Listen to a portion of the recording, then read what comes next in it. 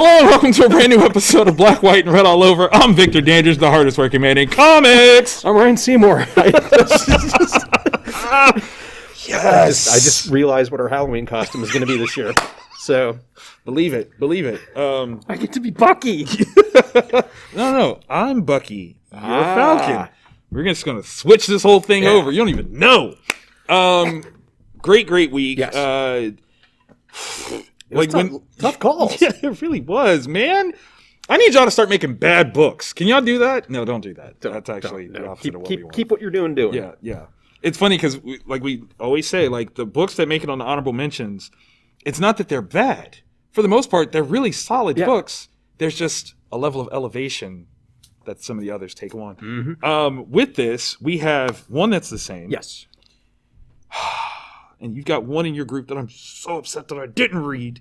Oh, I thought it was like a tactical decision. No, because please tell me about Scout's Honor. All right, so we got Scout's Honor number 2, AfterShock Comics, David Pepos, Luca Cancellaguida. All right, so post-apocalypse, and instead of, I don't know, a Bible or like a science textbook, or What kind of randomness are you throwing out I don't here know, like for some sort of guidance? like Crazy talk. Lion the Witch in the Wardrobe, something, and you build your society off of this holy book now. Mm-hmm. It's the Cub Scout kind of, Boy Scout kind of thing, except these are violent ass. It's Lord of the Flies Cub Scouts. Yeah. Like, that's what they are. It totally is.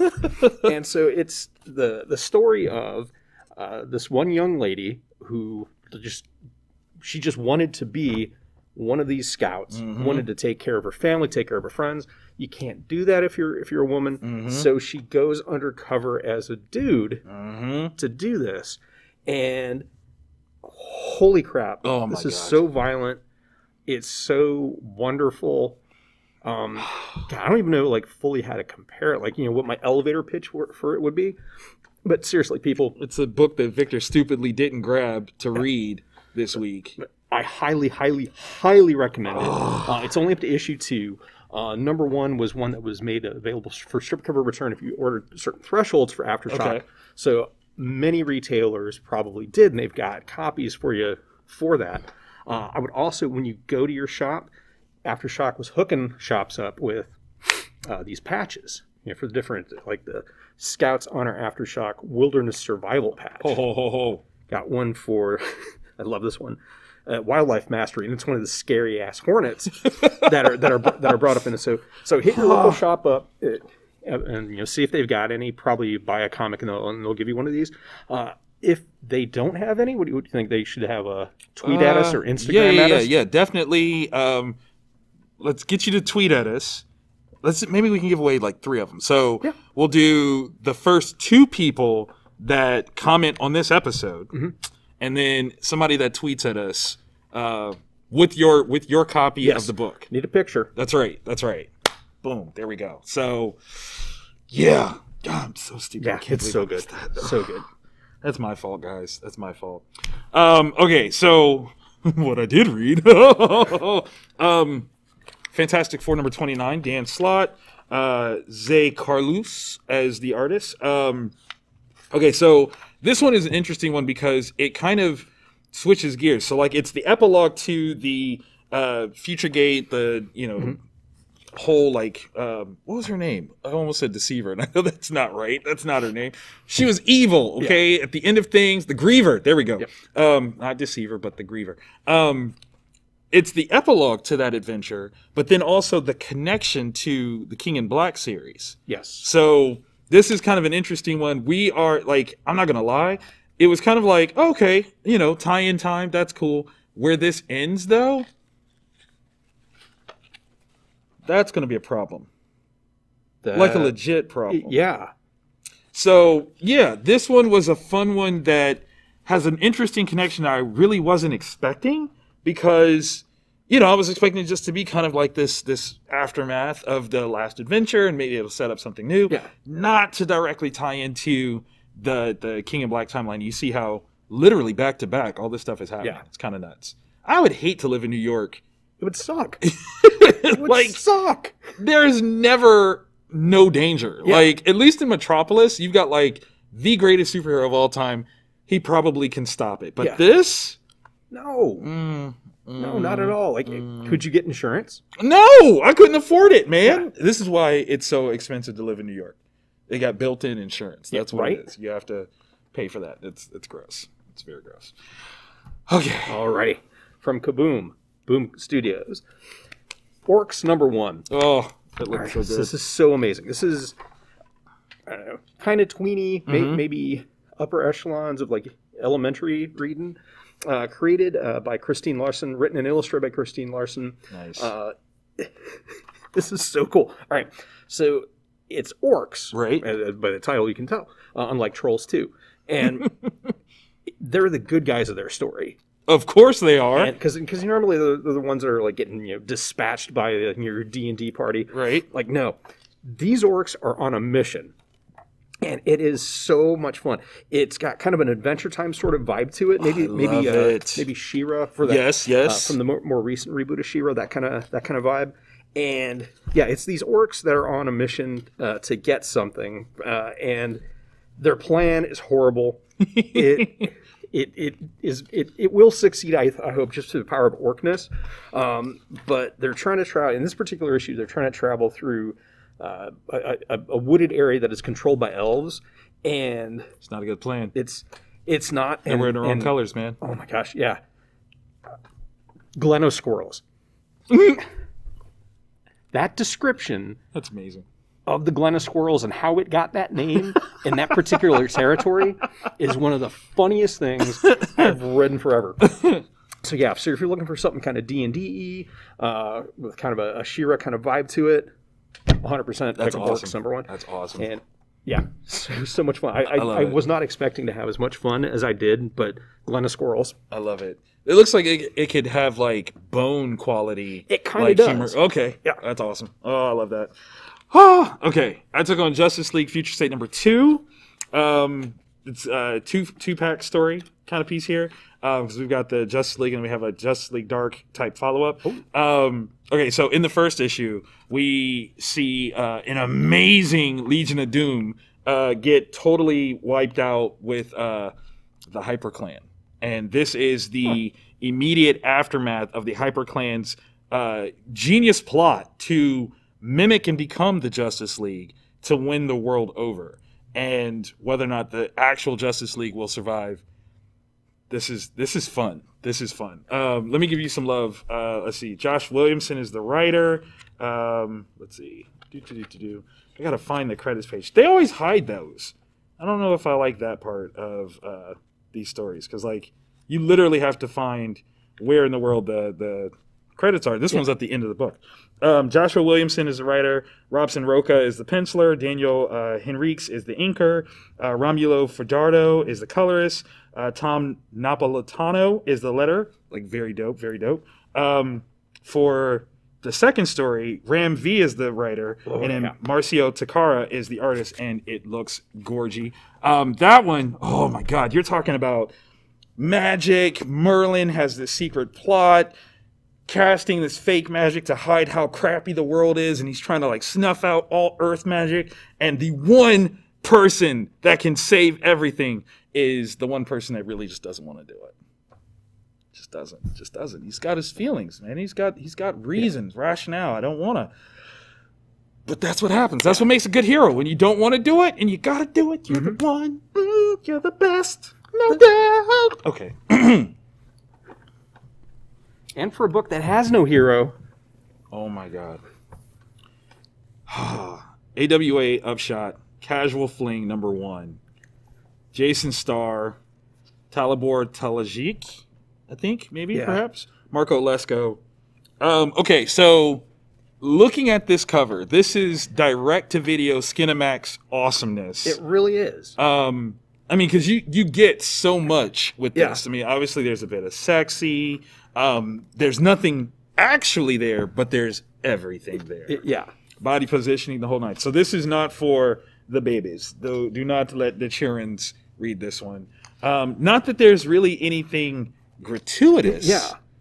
But This is definitely mature content. Yeah, you know, if you have been with another person in the ways of lust, you know what's going on, but you don't actually see anything. Especially when the undertitle is "Sex is Never Safe." Yep. And, yeah. Man, it is the story of a mother. You know, she's married. She's got a couple kids. She's also a very high-profile attorney. She's a partner in her firm. Right. Somebody, like newly minted partner too. Yeah. Yeah. And so she's feeling the pressure from her firm to basically, you're an attorney here, right? And then your side gig is with your family, right?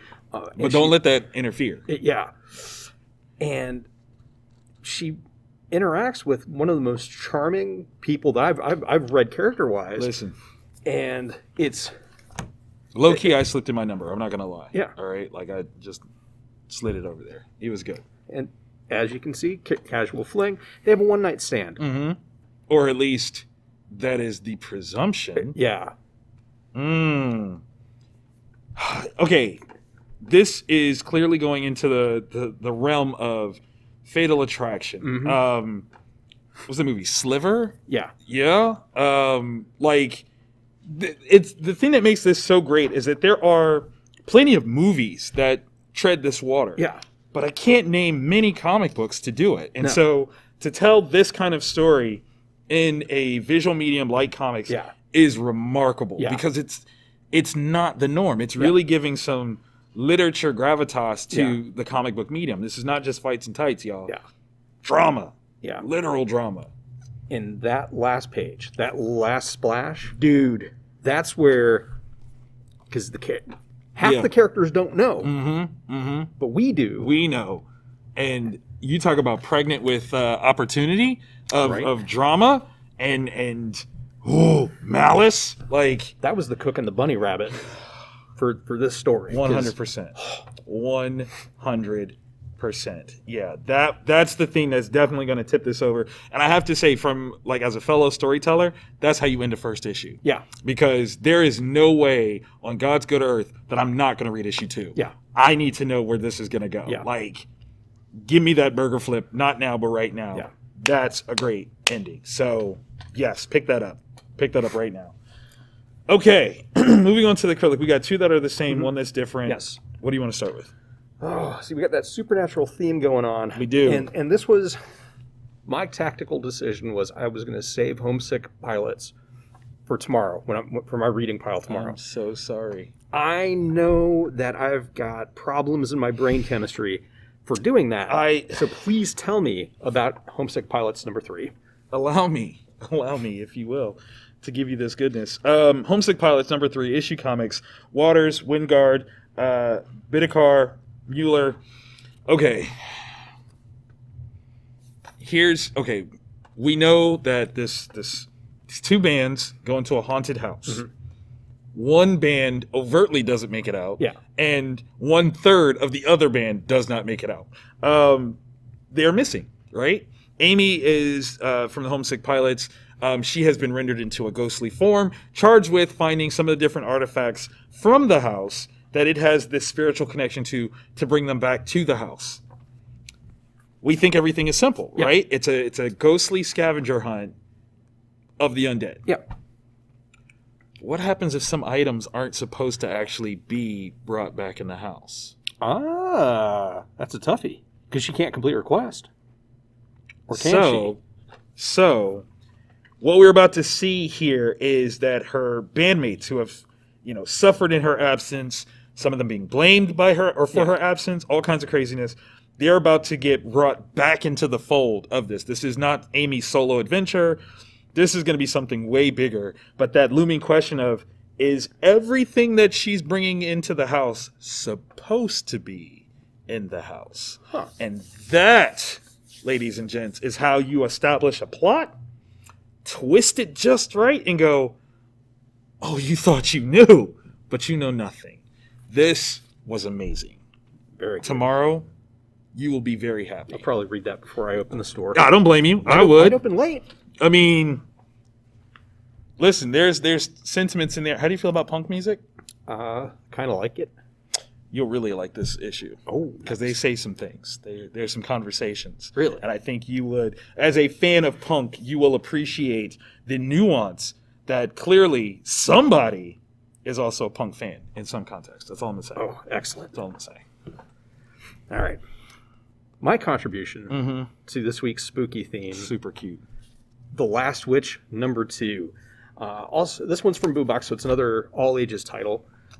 Oh my gosh. All right. So there's 2 books this week that, once again, the letterers are screwed unless they are fluent in Irish. So for this one, it's kind of like Brave, where it's this young girl. She's in an Irish town, and it's like kind of like medieval sort of vibe going on. Right. And in the previous issue, her and her little brother go just on an adventure, like, oh, this is where the witches live, yes, that is in fact where the witches do live. so in escaping that situation, she finds out that she actually has a destiny. She actually has some kind of power should she choose to use it. Ooh. And it's this magical journey, and her grandmother is kind of like helping her and her brother as they something really horrible happens that kind of sets them in motion. And it's really, really cool. It's this little girl coming into her own, realizing that she's more than just a rando. Like she has some kind of purpose. It's so well written. It's my second favorite grandma in comics. I mean, it's hard to place Gran from Once and Future. I mean, wait, Once and Future is IDW, or is that Boom Studios? Boom. So we could have a crossover. Yeah, I was going to say. So what you're telling me is that Boom is making the best grandmas. Yeah. Okay. Boom's got the grandmas on lockdown. That's what I thought. That's what I thought. Just making sure. And the art is amazing. That is brilliant. Because it's like this real, it's like what we were talking about last week, where there needs to be a term for like that fusion of Japanese and American style art. Because it totally has that going on. That's awesome. It's almost like Studio Ghibli, especially in the faces. I love it. Oh, it's so cool. Like if you want to see, because there's witches, like different kinds of witches, right? It's so That's good. awesome. So that's awesome. Yeah, highly recommend. Yeah, big claps for the good stuff. Yeah. So I mean, I don't rank one of these two over the other. Yeah, I don't know if I could either. Is the problem? Do we finish out the Irish theme? Or go straight to... You know what? I like where your head's at. Okay. Scarenthood, #4. Nick Roche and Chris O'Halloran. Is it Roche or Roche? What do you think? I think it's Roche. Roche? Okay. He is Irish. I do know that because he did tell us, which is fantastic. Okay. When it comes to creepy good, this is the gift that keeps on giving. So... I think we get more of an explanation of things, of the rules of this world in this issue than we have before. And that makes it like, it's a very interesting sort of move to give a little bit more exposition at the end. Yeah. To kind of say, okay, this is why this happens. Yeah. But in reality, I don't think it is the end. I think it is the beginning of the next thing. Yeah. Which is where exposition usually goes. Yeah. Which is kind of crazy. Like that means like everything that we saw before is like the prelude to some really wicked stuff about to go down. Because it would have been an excellent story if it simply was like there's this ghost that lives in this place, and this group of parents. Because so if you haven't been watching, it's this group of parents. Their kids all go to this little charter school kind of thing, and they're bored during the day, and so they start investigating this ghost story. Like, this actual place where the kids are is haunted, blah blah blah blah, and you find out, no, holy crap, no, it really is. It is haunted, like, for real. And it goes from that, and now Nick is walking us through a world where the different myths, like the Fae folk, the Shining Ones, all these entities really are there. Yeah, and. Oh my gosh. And the subtle alliance or truce that these different groups have had in order to coexist. Yeah. And how they maintain this thing. And the communication method. was so brilliant. So genius. And everything kind of hits a huge head here, where this entity that has kind of been engaging with these parents in their one child in particular, is confronted and plays the best move ever. Yeah. Like, whoa. Like, it immediately invokes an idea that I don't want to say because that's a dead giveaway. But what a move. And to recognize on multiple levels how when there's an aspect of culture that you don't know, it's so easy to mess up. Yeah. Because you're not familiar. Yeah. Even if it's your own culture. Like, you should know these things, and you don't. You are brewing some disaster. Yeah. And there's... That's the funniest line. It really is. It just ends with... just cold, man. It's just... When a person like that says such a thing, you go... So there's nothing I can... That's fantastic. Well, all right. Well, thanks for coming, and appreciate your honesty. I'm gonna go cry. Yeah, Scarenthood number 4, man. Like, this isn't even in trade paperback yet, and it's seriously an amazing title. Oh my gosh. There's two titles this week that you're gonna want to fire up your Google Translate and Google pronunciation, because there's do videos of yourself reading as it sounds to master your Irish, because we should all do that. Yeah. It might save your life. You don't know. It can be the language of the fairy folk. Just throwing it out there. I used to have, all right, it's not just a total aside. Like, all right, so our Ireland in that one, right? Remember the National Enquirer? The different. All right, I don't know where it went to, but my favorite issue of that ever I have had it's like a smoking monkey, and then also a leprechaun that was kidnapped. Wow. So, like, I totally know that. Yeah. Yep. There was a message that I was missing. Okay. Now you really want to go back and you want to read it and go, oh, shit. Do I understand now? Like, oh, snap. That could happen. All right. Knock 'em Dead, number 3. Aftershock. Elliot Rahal. Matea? Monaco. Okay. Matt Milla and Taylor Esposito. You know what? I hate y'all. Okay? I'm going to just keep it 100. Literally, I thought that this issue ultimately was going to be the end of this arc, and I was going to go, oh, that's cute. Like, that's a quaint ending. Yeah. I was not prepared. No. I was... And following their thought process, I mean... It kind of makes sense. It does. Desperate people have to do desperate things, and they're in a situation right now, and it clearly worked before. Yeah. So this is the story. If you haven't read any of the issues so far, there's a struggling stand-up comedian, and he sucks. Yeah, he's just not good at his job. It's so bad, and it's not even like the jokes are bad. It's him. Yeah, he has no presentation, no gravitas, no charisma, no timing. It's all bad. And so he's leaving the club one night, riding shotgun with a friend who's actually semi-successful at it, and they get in a car accident. Yeah. His friend dies. Heartbreaking. He, the main character, momentarily dies. Dies for a little bit. He gets better. When he comes back, the doctors bring him back, but he's not alone because the guy that was driving has snuck inside. Yes. So it starts off as this horror story, like body horror, like this guy's semi-possessed. Right. And they strike this deal where, all right, I'm going to help you. You suck. And we both know that. Right. I'm going to help you not suck, and you're going to become a good comedian. Because if I die with this humor, I'm the bad guy. Yeah. Like, if I have this opportunity to help you, let me bless you with this humor that you're really bad at. And I can keep living through you. Ta-da! Which sounds kind of like a win-win. It does. Oh, but so not. Oh, yeah, there's fine print that maybe neither one of them were fully aware of. I mean, it's not like they've died before. Yeah. You don't know the rules. Like, there's some things that it doesn't work that easily. Okay? It just doesn't.